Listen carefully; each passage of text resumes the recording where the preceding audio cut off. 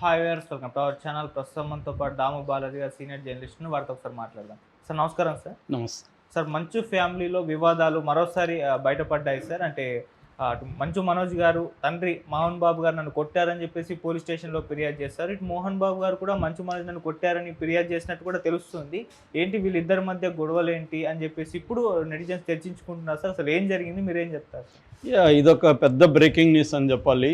మోహన్ బాబు ఫ్యామిలీలో ఎప్పటి నుంచో గొడవలు ఉన్నది అందరికి తెలుసు.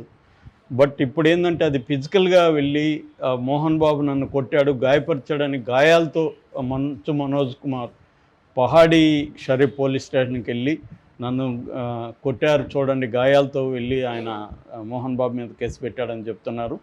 సో గాయాలతో వెళ్ళాడు కాబట్టి ఖచ్చితంగా వాళ్ళు కేసు నమోదు చేసుకొని ఎఫ్ఐఆర్ కంప్లైంట్ తీసుకొని ఎఫ్ఐఆర్ రాశారని చెప్తున్నారు. మరోవైపు మోహన్ బాబు కూడా మంచు మనోజ్ నన్ను కొట్టాడని ఆయన కూడా వెళ్ళి కంప్లైంట్ చేశాడని చెప్తున్నారు. అయితే దీంట్లో ఇంకా పూర్తి వివరాలు తెలియాల్సింది, కానీ ఇప్పటివరకు మనకు అందుతున్న సమాచారం ప్రకారం వాళ్ళిద్దరూ మధ్య గొడవలు వచ్చి మాట పెరిగి వాళ్ళిద్దరూ మరి ఎవరిని ముందు కొట్టారనేది తెలీదు. మోహన్ బాబు కూడా మనకు తెలుసు, ఆయనకి కొంత కోపం ఎక్కువ ఉంటుంది మామూలుగానే.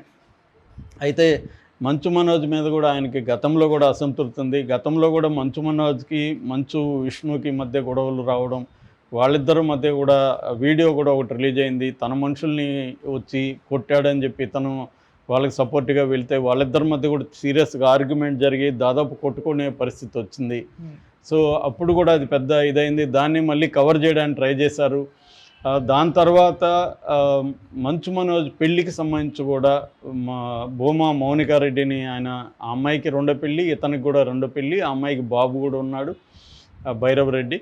సో ఆ పెళ్ళికప్పుడు కూడా వీళ్ళెవరూ కూడా సరిగ్గా దాంట్లో పార్టిసిపేట్ చేయలేదు. ఓన్లీ మంచు లక్ష్మి ఆధ్వర్యంలోనే ఆ పెళ్ళి జరిగింది. సో ఆ పెళ్ళిలో కూడా మోహన్ బాబు కానీ, మోహన్ బాబు భార్య కానీ, విష్ణు కానీ వాళ్ళ భార్య కానీ వీళ్ళందరూ ఏదో అతిథుల్లాగా వచ్చి అటు రావాలి కాబట్టి వచ్చి వెళ్ళిపోయినట్టుగా ఉన్నారు తప్ప ఆ పెళ్ళిని ఓన్ చేసుకొని వీళ్ళైతే చేయలేదు దాన్ని. ఎందుకంటే ఒక బిడ్డ ఉన్న ఒక విడోని పెళ్లి చేసుకోవడం వాళ్ళకి ఇష్టం లేదు.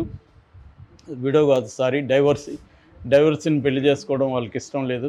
సో కానీ తను దాన్ని ధిక్కరించి మంచు మనోజ్ పెళ్లి చేసుకున్నాడు. ముందు నుంచి కూడా మంచు మనోజ్ ఆ ఫ్యామిలీలో ఇమడలేకపోవడం అనేది మనకు కనిపిస్తుంది. చాలా ఫ్యామిలీస్లో ఏంటంటే వాళ్ళకి కొన్ని వ్యాపారాలు, కొన్ని వ్యవహారాలు ఉంటాయి. ఆ ఫ్యామిలీలో ఉన్న పిల్లలు కూడా ఆ వ్యాపారాలను చూసుకోవడం, వాళ్ళకు ఉండే మెథడ్స్లో ఇమడడం అనేది ఉంటుంది.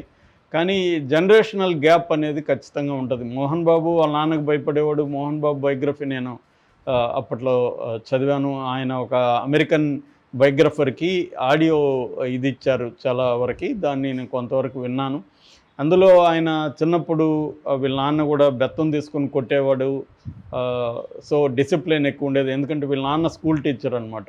అక్కడ మోదుగురు వాలిపాలెం మా చిత్తూరు జిల్లాని కాళహస్తి ఏర్పేట దగ్గర ఉంటుంది అది. సో అలాగా ఆయన డిసిప్లిన్లో ఉన్నాడు. వాళ్ళ నాన్నని వ్యతిరేకించలేదు. తను ఆ గ్యాప్ అనేది ఫాదర్ డిసిప్లిన్లో ఉండిపోయాడు కాబట్టి పెద్దగా లేదు. ఇవాళ ఏంటంటే ఇవాళ ప్రపంచం మారింది. పిల్లలు ఇండిపెండెంట్గా ఇదయ్యారు. కొట్టడం అనే కాన్సెప్టు, తల్లిదండ్రులు పిల్లల్ని కొట్టడం అనే కాన్సెప్ట్కి వ్యతిరేకంగా ప్రపంచవ్యాప్తంగా కూడా అవేర్నెస్ పెరిగింది. ఇప్పుడు కూడా ఎవరైనా కొడితే కూడా క్రైమ్. మామూలుగా చాలా దేశాల్లో పేరెంట్స్ కొడితే కూడా క్రైమ్. పేరెంట్స్ని అరెస్ట్ చేసి జైల్లో పెట్టిన సందర్భాలు యూరోపియన్ అండ్ అమెరికన్ దేశాల్లో, చాలా దేశాల్లో ఉంటుంది అన్నమాట ఇది.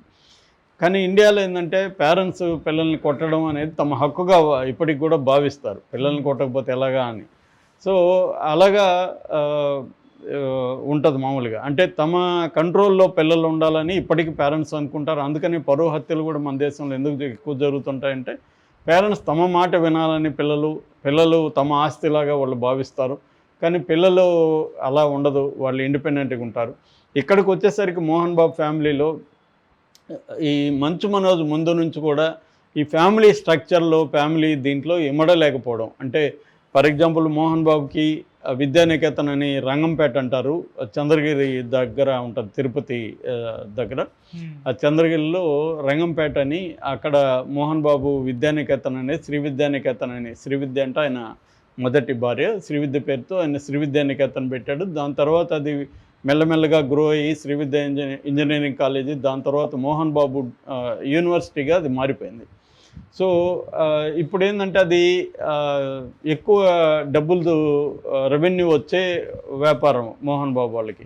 అందుకనే వాళ్ళు 100 కోట్లు పెట్టి సినిమాలు తీయగలుగుతున్నా, సినిమాల్లో లాస్ వస్తున్నా సర్వైవ్ కావడానికి అదొక ప్రధానమైన ఆదాయ వనరుగా చెప్తారనమాట. అట్లాగే విష్ణు వాళ్ళ భార్య వెరోనాకు కూడా చాలా ఆస్తులు ఉన్నాయని చెప్తారు.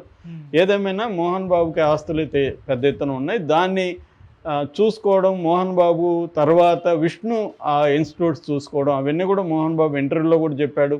ఇప్పటి వరకు బాధ్యతగా విష్ణునే చూసుకుంటున్నాడు, మనోజ్ ఇంకా బాధ్యత రాలేదు, అతనికి వస్తుందని నేను ఆశిస్తున్నాను అనేది కూడా ఆయన చెప్పాడు. సో ఈ క్రైసిస్ ఏదో వాళ్ళ ఫ్యామిలీలో ఉంది. అంతే, ఆస్తులు కూడా పంచమని వీళ్ళు అడుగుతున్నట్టు ఉన్నారు. పంచడానికి సంబంధించి కూడా ఏవో ఇబ్బందులు ఉన్నట్టుగా కూడా ఉంటుంది. వీళ్ళిద్దరి మధ్య కూడా ఇటు విష్ణు మధ్య, మంచు మనోజ్ మధ్య కూడా సమ్ గొడవలు ఉన్నాయి. వీళ్ళని కొంత బ్యాలెన్స్ చేస్తుండేది మంచు లక్ష్మిని బ్యాలెన్స్ చేస్తున్నట్టుగా మనకి బయటికి అర్థమవుతుంది. ఏదేమైనా ఈ స్థాయిలో మోహన్ బాబు అంటేనే ఒక డిసిప్లైను, ఆయన చూస్తేనే సినిమా వాళ్ళందరూ భయపడుతుంటారు. మామూలుగా నాకు ఒక హీరో చెప్పాడు, నేను మామూలుగా నైట్ షూటింగ్లకి రానండి, ఒక పదం వాడాడు. ఆ వ్యక్తి మోహన్ బాబు మోహన్ బాబు చెప్తే తప్ప సినిమాలకి మాత్రమే నేను వెళ్ళాలి, లేకపోతే అతని దగ్గర కష్టమని. అట్లా చాలామంది హీరోయిన్ని కొట్టేవాడు, డైరెక్టర్ని కూడా తరిమి కొట్టేవాడు. ఇవన్నీ కూడా మోహన్ బాబు మీద ఉన్నాయి. అంటే మోహన్ బాబు అంటే ఒక రౌడీ ఇమేజ్ అయితే బయట జనాల్లో ఉంది. ఎందుకంటే ఆయనకి డిసిప్లిన్కి ఇతరుల మీద కంట్రోల్కి తేడా తెలియని ఒక ఇది ఉంటుంది ఆయన లోపల. చాలామంది డిసిప్లిన్ అనుకుంటారు. డిసిప్లైన్ అంటే నువ్వు డిసిప్లైన్గా ఉండు, అందరూ డిసిప్లైన్గా, నీ డిసిప్లైన్గా అందరూ ఉండాలని నువ్వు కంట్రోల్ చేస్తానంటే ఎలా కుదురుతుంది? ఎవరు డిసిప్లైన్ వాడిది. ఇప్పుడు నేను మార్నింగ్ 5:30కి లేస్తాను, దట్ ఈజ్ మై డిసిప్లైన్. ఇంకొకరు మా వైఫ్ అనుకో, ఆమె 10 గంటలకు లేస్తుంది కాబట్టి నువ్వు కూడా 5:30కి లేయాలని నేను డిసిప్లైన్ పెడితే ఎలా ఉంటుంది? అది ఆమె డిసిప్లైన్, 10 గంటలకు లేస్తున్నా, ఆమె లైఫ్ ఆమెది. సో ఈ ప్రాబ్లమ్స్ ఉంటాయన్నమాట. ఇలాంటి వాళ్ళతో ఏంటంటే నేను అనుకున్నదే అందరూ చేయాలి అన్న ఒక ఇది మోహన్ బాబులో ఉంటుంది. ఆస్తుల విషయంలో కూడా వీళ్ళ మధ్య వైరుధ్యాలు ఉన్నట్టుంది. అదే స్క్రోలింగ్లో కూడా వస్తుంది. ముఖ్యంగా స్కూలు ఆస్తులకు సంబంధించి గొడవలే వీళ్ళిద్దరి మధ్య వచ్చిందని. జనరల్గా ప్రతి ఫ్యామిలీలో కార్ల్ మార్క్స్ చెప్పినట్టుగా మనుషుల మధ్య సంబంధాలన్నీ కూడా ఆర్థిక సంబంధాలు అనేది చాలా విషయాల్లో వాస్తవం. అది ఫ్యామిలీస్లో ఆస్తుల గొడవలు అనేది వెరీ